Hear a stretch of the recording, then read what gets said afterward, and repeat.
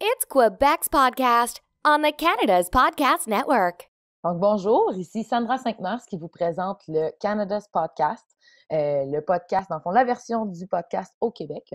Puis, Canada's Podcast, dans le fond, c'est là où on parle de la vie des entrepreneurs. Donc, aujourd'hui, avec nous, Christopher Wells, fondateur de Piecemeal. Donc, Christopher, bienvenue à l'émission. Merci d'être là avec nous aujourd'hui. Merci beaucoup, Sandra. Ça me fait plaisir d'être ici. Génial. Donc, raconte-nous ton histoire, comment tu es devenu fondateur de Piecemeal. Je vais te donner la version courte parce que je pense pas qu'on va faire un podcast de 3 heures, sinon les gens vont se tanner avant la fin. Mais j'ai tout le temps rêvé d'être entrepreneur. Depuis que j'ai 12 ans, il y avait un garage à louer à côté de chez nous quand j'étais petit cul, puis je rêvais de faire en fait, ce qui était le plus simple pour moi, c'est de faire un magasin de souliers avec ça. Puis je me disais que c'était quelque chose qui n'était pas trop compliqué à commander, puis à stocker, puis à suivre, parce que je me disais, j'aimerais ça avoir une business, mais qu'est-ce que je peux faire à 12 ans? Puis ma plus grosse crainte dans ce temps-là, c'était comment j'allais pouvoir gérer des employés plus vieux que moi, parce que j'allais pas pouvoir embaucher du monde de mon âge. Je me suis dit que j'avais ce dilemme-là de comment est-ce que tu sais pour gérer du monde de 7, 20, 25 ans si tu as juste 12 ans. Fait que ça avait été mon obstacle à ça, puis probablement un manque de financement, mais tu sais, à 12 ans, tu penses pas à ça. Fait que longue histoire courte, au travers du temps, mais j'ai travaillé en restauration, en vente, en service à la clientèle, puis j'ai parti une boîte de consultation en 2009. J'ai du monde de la restauration, puis j'ai travaillé avec des restos et évidemment, rapidement, je me suis rendu compte en faisant des feuilles Excel puis des outils pour mes clients que pourquoi j'aurais pas une plateforme en ligne qui ferait tout ça? Et c'est un peu l'idée de Piecemeal, qui est notre entreprise aujourd'hui, vient de là.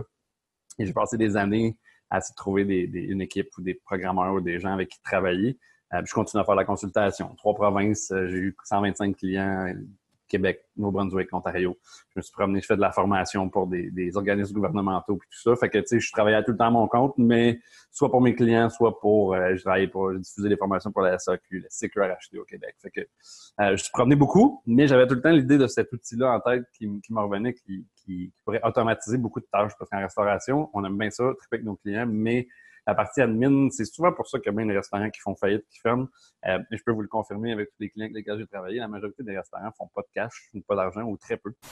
Puis, éventuellement, je me suis fait approcher par un programmeur qui avait un restaurant familial, qui est mon partenaire, Oz, aujourd'hui. Ça fait 15 mois, mais là, ça fait plus que ça. Ça fait depuis juillet 2018 qu'on travaille ensemble, fait que probablement presque 1 an et demi. Puis lui, il avait, dans son restaurant, il avait commencé à faire des outils, puis à créer une plateforme en se disant, si mon restaurant a besoin de ça, il y en a sûrement d'autres qui ont besoin de ça. Puis c'était un peu une petite partie de ce que moi j'imaginais. Fait que quand on s'est rencontrés, après un café, je l'ai fait saigner des oreilles un peu, puis comme vous pouvez voir, je suis capable de mettre beaucoup de mots dans 1 minute. Puis on s'est mis à travailler ensemble. Puis là, 18 mois plus tard, on a lancé Piecemeal il y a 2 mois, qui est une plateforme de gestion pour la restauration en ligne. Souvent, les gens me disent « Ah, le POS, tu sais, ou le point de vente. » Non, ça, il y a plein de compagnies dans ça. Nous, on s'occupe de la partie administrative qui les inventaires, les horaires, les achats, la préparation, tout ça. Et c'est un outil qui est gratuit, ce qui n'existe pas dans notre domaine. Donc, on a vraiment un modèle d'affaires qui est très différent, qui est très frais, qui est très nouveau, très innovant pour notre industrie. Fait que c'est un peu ça qui m'a amené à faire ça. J'ai tout le temps été un peu entrepreneur, j'ai tout le temps travaillé. En travaillant en restauration, là, si on demande à des gens de ce domaine-là, on finit par souvent travailler à beaucoup de places. On a un peu, souvent, surtout en service, les gens de restauration, même en cuisine, sont un peu, moi, Inc. Je travaille pour moi. Puis si jamais un endroit, ça fait plus mon affaire, mais on peut être volage puis se promener assez facilement à différents endroits. Fait que j'ai tout le temps eu ce temps-là. Puis là, 10 ans avec ma propre compagnie, puis 1 an et demi qu'on travaille sur Piecemeal maintenant. Fait que c'est un peu ça qui m'a amené là. Je pense qu'il n'y avait pas d'autre chemin pour moi que l'entrepreneuriat, pour être honnête. C'était pas mal destiné dans ma vie que les quelques fois où j'ai eu des jobs corporative, si tu veux, ou dans des bureaux, j'étais excessivement malheureux. Je me souviens d'avoir souvent j'ai travaillé entre autres pour une firme de financement pour une compagnie automobile. Quand ils font les locations mensuelles, puis j'ai fait ça pendant peut-être 1 an, puis j'avais la gorge, là, je t'en parle, puis j'ai tout croche. Là. Le matin, tellement que j'haïssais ça, travailler pour les autres. Fait que c'était pas mal clair. Puis c'est vrai parce que mon partenaire, il est pas mal pareil. On est confiant que ce qu'on fait va fonctionner, mais comme dans n'importe quelle start-up, ça se peut que ça fonctionne pas, malheureusement pour plein de facteurs. Mais les deux, on est conscient que si c'est pas ça, ça va être autre chose parce qu'il n'y a pas vraiment d'autre avenue pour nous. Fait que, surtout là avec Pardon, vas-y. J'ai dit surtout là avec la combinaison expertise sur le terrain et développeur, il y a plein de choses qu'on peut faire. Hein. Exactement. Puis on s'est rendu compte qu'on on a fait 2 incubateurs accélérateurs cette année, puis on s'est rendu compte qu'on est, il y a des équipes puis on se les fait dire par d'autres personnes que notre équipe tend à se démarquer parce qu'on est capable de faire beaucoup les deux. Ensemble, on est deux personnes qui sont habituées de travailler à notre compte. Fait qu'on est, des fois, il y a des gens qui arrivent d'une job habitué d'avoir un cadre avec un nombre d'heures à travailler. Nous, on est habitué de travailler 24/7 puis de répondre à des courriels à minuit le soir. Fait que c'est pas un changement de personnalité ou d'habitude pour nous. Fait qu'on est pas mal bon, même à deux. Puis là, notre équipe grandit, on a un employé, puis on en a deux probablement qui vont arriver en janvier. Donc, on est capable de faire pas mal de boulot puis pas mal de travail, même avec une petite équipe. Okay. Puis cette expérience-là de faire partie des incubateurs, d'avoir qu'est-ce que ça vous a apporté dans le fond? T'sais, des fois, il y a beaucoup d'entrepreneurs qui se disent ça vaut-tu la peine? Si je suis sélectionné, je vais avoir le temps de faire ça en même temps de démarrer mon entreprise. Vous, c'était quoi la réalité de cette expérience-là? Très positive, en toute honnêteté. Oui, c'est toujours une question de choix. Hein? C'est de choisir est-ce que je vais avoir le temps de faire ça? Mais qu'est-ce que ça va t'apporter puis est-ce que ça va te permettre d'aller plus vite? C'est pour ça que ça s'appelle un accélérateur. Hein? Ou un incubateur, au début, c'est pour t'aider à faire clair une idée puis arriver en quelque part. Accélérateur, c'est pour t'aider à aller plus vite. Dans notre cas, c'est pour les mentionner, là, nous, dans notre produit, il y a une touche d'intelligence artificielle. Bon, je sais que c'est à la mode, tout le monde le dit. Nous, c'est vraiment, on vient de la restauration, vous connaissez Sandra sur Facebook. C'est vraiment une touche, mais au niveau de la prévision de vente puis l'analyse des données antérieures, il y a quand même beaucoup à faire en restauration. Il y a beaucoup de données qui sont inutilisées. Fait qu'on a une partie intelligence artificielle. Fait qu'on est allé faire Next AI, qui est un programme de Next Canada. Puis c'était la première cohorte à Montréal cette année, en 2019. Donc, pour nous, ça a été hyper bénéfique parce qu'il y avait 180 heures, je pense, en tout cas, j'oublie le chiffre, mais autour de formation qui était quasiment un mini MBA, si on veut, au HEC, avec des professeurs émérites de McGill, du HEC, tout ça. Moi qui est un autodidacte, ça a validé beaucoup de choses. J'ai appris des choses, mais j'ai aussi validé que mes connaissances que j'ai acquises depuis 20 ans ne sont pas totalement perdues, puis ça m'a aidé à combiner. Puis du côté intelligence artificielle, même pour Oz, il y avait, on a travaillé avec Yoshua Benjo, il fait un peu partie de Next AI, qui est comme la sommité quasiment AI au monde, et plein de profs, là, Laurent Charlin, Monsieur Bellavance, j'oublie leur nom, mais c'est des sommités du HEC dans le domaine. Fait que pour nous, d'aller valider ce qu'on faisait, on a eu accès à, bon, évidemment, il y a un peu de financement avec ça, beaucoup de support, puis fait que ça, pour valider notre intelligence artificielle, puis ce qu'on pouvait faire, jusqu'où on pouvait aller, ça a été hyper bénéfique. Le côté business académique, où clairement, je sais pas si ça paraît, mais je suis un petit peu ADD, fait que moi, l'école, c'était pas la forté. Là, mon hamster était un petit peu hyper actif, mais ça a été cool de le vivre à des demi-journées comme ça pendant quelques mois. Ça m'a apporté beaucoup. Puis ce que ça nous a apporté de plus important, c'est le réseau de mentors puis de support qu'on a eu dans ça. En nous, quand ça a été le temps c'était pas le temps, mais quand on a décidé de changer notre modèle d'affaires, c'est venu de mentors puis de personnes autour d'un extérieur. Parce qu'à la base, on allait être un modèle par abonnement comme tous les autres logiciels. Et on a un modèle d'affaires qui est très ambitieux présentement, mais qui nous offre énormément plus de potentiel. Mais ça vient des mentors, ça vient pas de moi, là. Ça vient d'un des je sais même pas c'est quoi un dean en français, mais des recteurs associés de McGill. Ça vient d'un consultant chez McKinsey, c'est des gens qui nous sont nos coachs. Fait que ce qu'on était cherché comme mentor dans cet accélérateur-là, ça a été hyper bénéfique. Plus tout le support d'un extérieur, plus, comme je disais, l'école, tout ça, la subvention, pas la subvention, mais la bourse qui venait avec. Fait que ça, c'est ça. Puis là, présentement, je vous parle, on est dans les bureaux du MTLab à Montréal, qui est un incubateur tourisme, culture, divertissement, qui une autre dynamique, mais qui a 10 grands partenaires et on rencontre chacun de ces partenaires-là, et là, je vais en oublier, mais que ce soit le Palais des Congrès, l'ITHQ, Air Canada, Transat, bon, bientôt qu'ils vont faire qu'un, Musée de la Civilisation à Québec, bref, je savais que j'allais en oublier, mais ils en ont 10, et on a rencontré tous ces partenaires-là pour leur présenter Piecemeal, plus la dynamique des autres entreprises qui sont en tourisme aussi. Il y a d'autres entreprises ici qui font un travail magnifique en restauration. Arrivage, entre autres, qui est une plateforme qui veut jumeler des petits producteurs avec des restaurants. C'est un fit naturel avec Piecemeal. Je pense à Galéa qui font des arts, de placer des œuvres d'art, puis c'est une galerie en ligne. Il y a des entreprises avec lesquelles on a des liens vraiment forts, puis où on peut s'entraider, ouvrir des portes, des connexions, tout ça. Fait que je vous dirais, malgré qu'il y a beaucoup de portes que je sais qu'on a ouvert, qu'on avait pré-défoncé avant de faire les accélérateurs, disons qu'ici, quand on a besoin d'aide ou on a besoin de support, que ça a été chez NextAI ou chez MTLab, quand c'est le temps d'ouvrir des portes ou de parler aux bonnes personnes, ils sont là pour ça. Fait que je vous dirais à considérer évidemment où vous êtes dans votre développement de votre startup, mais ça, définitivement, pour nous en tout cas, ça a été hyper bénéfique, puis je ne ferais pas les choses différemment. Puis aussi d'être entouré d'autres entrepreneurs, ben ça donne un petit coup de pied dans le derrière parce que c'est tout le monde qui est en startup le sait, hein, ça peut être le ciel une journée, puis l'enfer l'autre, puis en fait, des fois, même dans la même journée. Fait que ça fait du bien d'avoir du monde autour de toi, des fois, qui vivent des bons coups, des mauvais coups aussi, puis qu'on se les partage. Il y a une expression qui dit « quand on se compare, on se console ». Fait que des fois, ça fait du bien d'avoir d'autres mondes autour. Fait que, ouais, super positif comme expérience. Puis, il y en a plein dans toutes les régions.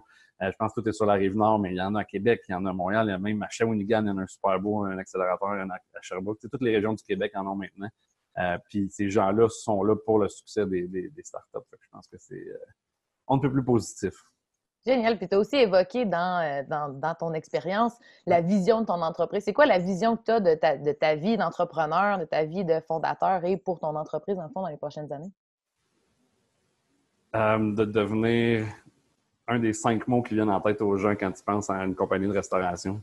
Quand je pose la question à quelqu'un, tu sais, je vais te mettre sur le spot. C'est pas gentil de faire ça à l'animatrice, mais si je te parle de restauration, c'est quoi le premier mot qui te vient en tête? Service. Service. Si je te parle d'une marque, c'est quoi la première marque qui te vient en tête? McDo. McDo, c'est ça. Fait que, C'est la réponse qui arrive souvent. Mais je suis sûr que si je demande à 100 personnes, donne-moi 5 marques qui sont pas du domaine, c'est sûr que McDo va sortir, puis même dans le domaine. Mais tu sais, si je parle il y a des grands fournisseurs. Cisco, c'est le plus gros fournisseur. Je suis sûr que Cisco va sortir.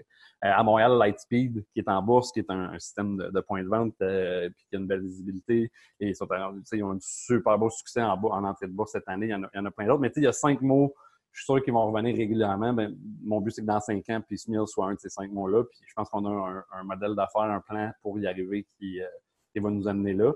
C'est certain que dans une start-up en accélérateur, tu dis OK, tu as des grosses ambitions d'ici 5 ans, mais je pense que si tu n'as pas ces ambitions-là, ben dans mon cas, à moi, personnellement, de mon point de vue, tu passes à d'autres choses parce que, tu sais, c'est correct. Il y en a, tu sais, je sais pas c'est quoi l'expression en français, mais en anglais, on dit un lifestyle business. Qui est, dans le fond, là, pour ceux qui nous regardent et qui n'ont peut-être pas entendu le terme, ça veut dire une business de laquelle tu vis bien, mais qui ne va jamais grandir ou scaler à un très grand niveau. Ben, tu sais, j'avais une lifestyle business pendant 10 ans comme consultant. Je gagnais bien ma vie dans mon sous-sol à la maison. Ma blonde était bien contente. Je m'occupais de la maison. Elle avait une belle grosse job à l'extérieur. Et c'était bien. J'aurais pu faire ça pour les 20 prochaines années. Puis j'étais très heureux dans ça. Mais quand j'ai rencontré mon partenaire, je lui ai dit, je veux pas un autre lifestyle business. Si on fait ça, c'est parce qu'on va créer quelque chose de gros. Puis le prochain step, c'est on se fait-tu acquérir? C'est-tu l'IPO? C'est-tu on achète d'autres compagnies où est-ce qu'on s'en va? Mais le but, c'est de bâtir quelque chose qui va changer notre industrie un peu. Puis c'est un peu comme ça qu'on l'a approché dans notre outil, notre business, puis notre modèle d'affaires. Ça se veut complètement... Il n'y a jamais personne qui l'a fait dans notre domaine. Fait que c'est sûr que c'est ambitieux, puis ça a le potentiel d'être une méga explosion si on crash, mais ça a aussi le potentiel de se démarquer puis de faire de quoi de fantastique dans l'industrie de l'alimentaire. Puis justement, parlant de l'industrie alimentaire, tu as déjà parlé un peu des avantages de faire des affaires justement à Montréal. Tu as dit le réseau, l'accès aux incubateurs. Ça peut être quoi les défis que vous avez justement d'être dans une ville comme Montréal? Ben, vite comme ça, la première chose qui c'est pas nécessairement négatif parce que je pense que l'écosystème des startups au Québec et à Montréal il est vraiment solide. L'écosystème est en train se pousse vraiment. Ils veulent être, bonjour Montréal, bonjour startup à Montréal, ils veulent être dans le top 20 mondial. C'est quoi, je suis pas vraiment très qu'est-ce qui marche pas. Je suis plus dans qu'est-ce qui marche. Puis il y a beaucoup de vite comme ça. La première chose qui me vient en tête, c'est évidemment lever des sous, puis aller chercher du financement, puis la valorisation d'entreprise. C'est clair que tout le monde a dit, si tu vas à Toronto, notre même business va être valorisé 20-25% plus cher à Toronto, probablement 50% dans Silicon Valley, si on va en Californie. Mais c'est pas un désavantage en soi parce que je veux pas, c'est un plus petit marché. Il y en a beaucoup de startups, mais il y en a, tu sais, un paquet de moyens de se financer. Il y a que ce soit des prêts, il y en a plein d'organismes qui vont aider à ce niveau-là. Il y en a plein de VC aussi, tu sais, de capital de... Capital de risque. Capital de risque, merci, en français. Pas juste dire des termes anglophones pendant toute l'entrevue. Mais en fait, si j'avais une plainte à dire, je vais en dire une, puis c'est pas nécessairement la faute de l'écosystème. Moi, je suis un vieillard dans le monde du startup. J'ai 42 ans et la majorité des programmes ne s'appliquent pas à moi. Fait qu'à 42 ans, si tu n'arrives pas avec les poches pleines puis tu n'as pas déjà vendu une autre business pour commencer, la pente est particulièrement agressive. Puis il y a des organismes super prêts à aider les startups, la BDC, Futurpreneur, comme on disait, les différents bureaux de capital de risque. Sauf que la majorité de ces programmes-là, il faut que tu ailles en bas de 40 ans ou en bas de 39 ans. Tu sais, partir d'une business. C'est super beau la vallée puis aller en Californie, mais tout coûte 4-5 fois plus cher. Bon, oui, tu vas lever plus de sous, mais tu vas être sur le siège éjectable beaucoup plus rapidement. Tu sais, ici, je pense que les gens veulent grandir avec les entrepreneurs, puis ça va jamais aussi vite qu'on voudrait comme start-up, mais moi, je trouve que Montréal, c'est une super belle ville. Tu sais, il y a quelqu'un d'autre qui me disait « Ouais, mais tu sais, c'est pas Boston, c'est pas ci, c'est pas tout. » Je suis comme, moi, je trouve que Montréal, c'est une des plus belles villes en Amérique du Nord. Puis, tu sais, le logement est pas cher, la ville est le fun. Tu sais, je trouve que puis je viens d'ici, mais il y a beaucoup d'avantages même pour attirer des gens de l'extérieur. Fait que, pour répondre à ta question, j'en sens pas, en tout cas, à part le fait que je suis vieux, mais n'importe où je suis vieux, je fais des blagues avec ça, mais n'importe où je serais, il y a souvent des trucs où c'est en bas de 40 ans. Fait que je pense pas que c'est un truc de Montréal, ça. Je pense que c'est un truc du monde de start-up en général, mais non, je pense que Montréal, c'est une place magnifique pour bâtir une entreprise. Puis à Montréal, c'est où que tu vas pour te ressourcer, pour penser à ton entreprise, pour décrocher? Tu sais, est-ce que tu as un endroit préféré ou des endroits justement qui t'aident à remettre le focus sur ton entreprise ou juste de décrocher, passer du Je temps te avec ta famille? dirais, évidemment, la réponse aurait été très différente si on recule de 2 ans. Je suis maintenant le papa d'une magnifique petite fille de 2 ans. Donc, ma blonde est en restauration, puis elle gère un des plus gros restaurants à Montréal. Donc, son horaire fait qu'elle travaille tard. Fait que je cours à la maison à chaque fin de journée, aller passer du temps avec mon bébé. Fait que ma ressource, ça se passe pas mal dans mon salon, autour d'un bon verre de vin, d'un petit feu, même si le gars de restauration en moi, des fois, s'ennuie d'aller faire ça dans la magnifique scène gastronomique de Montréal et des environs. Mais ouais, non, c'est pas mal à la maison, en famille. Je te dirais que c'est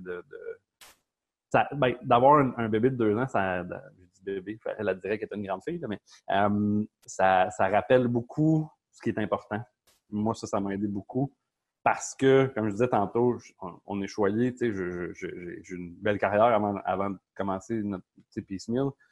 J'ai une belle maison. J'aime beaucoup vivre dans la gratitude. Je pense que ça nous aide à avancer plutôt que. Mais comme entrepreneur, et s'il y a d'autres entrepreneurs qui regardent ça, je suis sûr qu'ils vont se reconnaître, mais on n'est jamais content, ça va jamais assez vite, c'est jamais assez gros, on n'a jamais signé le deal qu'on veut. On veut toujours plus, plus, plus. De me retrouver avec mon bébé, ça me rappelle que être en santé, on a tout ce qu'il faut. Là. Le reste, si on veut changer le monde, c'est correct. C'est une belle ambition de vouloir faire des choses. Mais il ne faut pas oublier ce qui est le plus important à la base. Moi, ça m'aide beaucoup à me grounder puis à calmer l'hyperactif en moi qui veut tout casser puis qui veut avancer. Fait que ça me permet de rester plus posé. Mais ouais, je te dirais, ils sont rares maintenant parce que tous mes amis, on a tous eu des bébés en même temps. Mais les soupers avec un petit verre de vin puis une bonne bouffe. Puis nos enfants qui sont un coup couchés puis qui ont eu du plaisir ensemble. Puis c'est pas mal les moments qui m'aident à revenir le lundi matin doublement motivé. Puis je sais pas si ça va devenir une surprise pour les gens, mais si tu avais à te décrire en un mot, qu'est-ce que ça serait? Me décrire en un mot. Probablement intense. C'est un peu pour ça que je m'en doutais du mot, Ouais, donc je me disais que ça allait pas venir comme une surprise. Ouais. Mais en termes d'entrepreneur, comme tu dis, on est jamais satisfait, on veut continuer. Fait que c'est une belle. Tu l'as aussi avec ta vie de famille, c'est une belle intensité, mais tu as l'air d'être capable de trouver l'équilibre là-dedans au jour le jour. Ouais, on a des journées où ça va moins bien que d'autres, mais généralement, je suis quelqu'un qui essaie d'être le plus positif possible, puis qui essaie d'être le plus de voir le bon côté des choses. Et positif, des fois, pour les gens, ça sonne, si tu penses à des motivateurs positifs, ça sonne comme il n'y a pas de mauvaises herbes. Moi, mon attitude, c'est pas ça. Il y en a des mauvaises herbes, on va les arracher, puis on va avoir un beau jardin qui va grandir. Puis, fait que j'aime bien mieux me concentrer sur la solution que sur les problèmes. On a tous des problèmes, on peut tous être des victimes, mais le but, c'est de dire qu'est-ce qu'on peut faire pour y arriver, passer à autre chose. Puis je me dis, plus tu as un impact positif autour de toi, je le sens dans mon équipe, on a cette relation-là, puis là, on est dans un bureau, puis je me suis fait dire la semaine passée, c'est vraiment le fun depuis que vous êtes ici, la dynamique est déjà, est encore plus positive. Fait que je pense que quand tu te donnes du positif dans la vie, ça peut juste en réattirer, puis je suis un gros fan de, on va recevoir ce qu'on va donner, donc non, je pense que de rester positif, puis de rester terre à terre, puis comme je disais tantôt, avoir de la gratitude pour ce qu'on a, ça ne nous empêche pas d'être motivés à en vouloir plus, puis à faire plus, puis à atteindre des objectifs qui sont fous. Mais ouais, je pense que d'être il y a une différence entre le ciel. Ma blonde, elle trouve que je suis un rêveur, mais c'est d'être capable d'être groundé aussi, puis d'avoir les deux pieds sur terre, puis de se dire comment est-ce qu'on va y arriver. Puis je pense qu'une combinaison des deux, ça permet d'avancer. Puis ça serait quoi la mauvaise herbe que tu vis en ce moment? Ou c'est quoi la solution que tu essaies de trouver ces jours-ci? Ben évidemment, dans une start-up, on porte plusieurs chapeaux. Hein. Bon, pour n'importe quelle start-up, tout ce qui est financement est toujours problématique. Tu as beau trouver des sous. Bon, ben là, j'ai 3 mois, j'ai 6 mois, j'ai 9 mois devant de moi. Évidemment, de rentrer on a un modèle, nous, qui est très innovateur, qui va faire qu'on va repousser un peu l'entrée de sous dans notre business, mais qui va nous donner pas mal plus de potentiel à long terme. Fait que je te dirais tout ce qui est de jongler les aspects financiers, puis les différents chapeaux. Présentement, je m'occupe d'aller chercher les usagers, les utilisateurs dans notre plateforme, des intégrer dans notre outil. En back-end, tout ce qui est le backlog là, de trucs que mon partenaire sur lequel il travaille, mais l'aider à développer ça aussi, parce qu'il y a beaucoup qui viennent de mon expertise de consultant puis de gestionnaire de restaurant. Donc, il y a besoin de mon aide. C'est lui qui développe, mais des fois, de dire comment est-ce qu'on va faire ça pour que ça fonctionne bien. On a un employé qui travaille en gestion des données pour l'intelligence artificielle. Fait que l'aider lui puis elle dans ce support-là, puis les nouveaux employés qu'on veut intégrer prochainement. Fait que il y a beaucoup de choses dans une journée, de tous les suivis de clients, mais en même temps, tout l'aspect aussi, maintenant qu'on a des employés, tout ce qui est la paie, la comptabilité, la fin d'année, bon, on doit avoir des personnes pour ça. Tu peux pas payer tout le temps quand tu commences tout le monde parce que ça vient que ça coûte cher assez vite. Fait que de jongler tout ça, plus le chapeau de papa puis la maison, puis fait que c'est plus, c'est rien de négatif. Je suis pas pire qu'un autre. C'est juste que la fameuse charge mentale, là, on entend souvent parler, disons que des fois, elle devient rapidement intense. Mais comme tu as dit tantôt, c'est de trouver les moyens de se ressourcer puis de se recentrer dans ça. Mais il n'y a rien de négatif, il n'y a pas rien de catastrophique, mais c'est de porter les différents chapeaux, puis c'est aussi de s'assurer qu'on travaille tout le temps sur la chose la plus importante. Hein? Fait que pour moi, c'est toujours un retour sur investissement, pas juste de sous, mais retour sur investissement de mon temps. Est-ce que ce que je suis en train de faire là avec ce client-là, c'est la même chose, ou je devrais être en train de faire autre chose, ou je devrais en parler à des nouveaux clients, ou je viens du monde du service, fait que la partie service, pour moi, est super importante aussi. Je veux m'assurer de donner énormément de services à nos clients, parce que souvent, c'est quelque chose qui est laissé aller dans le domaine du logiciel ou de la plateforme, comme ce qu'on fait. Fait que c'est pas mal ça, mais tu sais, c'est pas... Je pense qu'il y a rien que personne d'autre va dire « Ouais, je vis toutes les mêmes choses, mais on a tout notre baluchon, puis il faut tout délai avec nos petits mauvais hommes. » Mais c'est rien d'anormal, quoi. Génial. Puis là, maintenant, on est déjà rendu à la dernière question. Oui. En fait, c'est une petite mise en situation qu'on pose à tous les personnes qui viennent en entrevue. Donc, tu es sur une île déserte. On t'apporte sur une île déserte en bateau. Il n'y a personne d'autre. Il n'y a pas de technologie, pas d'Internet, pas de Wi-Fi, absolument rien. Il y a seulement une cabine téléphonique où tu peux nous appeler pour qu'on vienne te chercher en bateau. Ouais. Donc, combien de temps ça prendrait avant que tu nous appelles pour qu'on vienne te chercher? Puis, qu'est-ce que tu ferais entre-temps? Ça prendrait probablement 6 jours avant que je vous appelle. Puis, entre-temps, je relaxerais puis je penserais à comment est-ce que je vais faire pour amener ma business à où je rêve qu'elle soit dans 5 ans. C'est pas compliqué. Quand je vais en vacances, habituellement, c'est bien rare que je passe plus qu'une semaine comme entrepreneur. Normalement, à la 6e journée, je suis assez ressourcé puis j'ai mon hamster assez couru que j'ai hâte de repartir parce que je suis motivé d'aller travailler ce que j'ai mis en place. Fait que normalement, il y a comme un 2-3 jours on se déconnecte complètement, puis on laisse la poussière tomber un peu dans l'aquarium. Puis après ça, les 2-3 autres journées, c'est de dire, OK, qu'est-ce que je peux faire de mieux, qu'est-ce que j'ai pas fait, puis je me mets vraiment à faire des plans, puis à planifier, puis à dire, ah oui, c'est ça que j'aurais dû faire, d'avoir une clarité un peu souvent, je le dis on travaille dans nos entreprises, mais c'est correct de travailler sur la business, mais il faut être capable de l'avoir à vol d'oiseau un peu, puis avoir fait que souvent, au jour le jour, c'est dur de voir ça. Je te dirais que normalement, les 3-4 derniers jours, je serais probablement en train de faire des plans. Puis à un moment donné, je serais comme, OK, là, je suis prêt à revenir parce que il faut aller voir si j'ai fait le bon plan et si ça fonctionne. Fait que, ça serait probablement ça, un 6-7 jours avant que je vous téléphone. Super, ben merci pour ton temps aujourd'hui. Est-ce qu'il y a quelque chose que tu aimerais nous dire avant qu'on termine l'entrevue? Pas du tout. Merci beaucoup, Sandra. Ça a été vraiment agréable de passer ce moment-là avec toi. Puis, je dirais aux gens qui soient... en fait, si j'avais une chose à dire, ce serait à ceux qui veulent se lancer. Puis, si vous regardez ça puis que vous êtes sur le bord de lancer votre idée puis de le faire, je vous dirais, faites-le. Allez-y. Si vous attendez que toutes les lumières... Souvent, les gens, ils attendent « Ah, mais je vais attendre que ça soit correct ou ça soit... » Il n'y a jamais de scénario idéal. Puis, si on attend que toutes les lumières soient vertes sur la rue, on n'avancera jamais. Donc, je vous dirais, lancez-vous, faites-le. Allez, il y a plein de ressources qui sont disponibles pour vous. Le start-up à Montréal, au Québec, n'a jamais été aussi allumé, aussi vivant. Fait que je vous dirais, lancez-vous, trouvez des ressources, il y a des gens pour vous aider et je vais être le premier à vous encourager puis être derrière vous pour vous souhaiter bon succès, puis ça serait ça. Faites-le. On a besoin de plus d'entrepreneurs, puis on a besoin de personnes qui se lancent et qui le font. Ça va faire justement que Montréal va se démarquer encore plus. Fait que, sinon, je vous dirais bon succès à ceux qui le font déjà, puis lancez-vous à ceux qui n'osent pas encore. Puis si les gens veulent te contacter, comment ils peuvent le faire? Christopher@piecemeal.io, Piecemeal.io, un petit courriel. Je vais recevoir dans le téléphone, dans le temps de le dire, ça va me faire plaisir. Génial. Bon, ben merci pour ton temps, puis on se revoit la prochaine fois. Merci à toi, bonne journée. Bonne journée.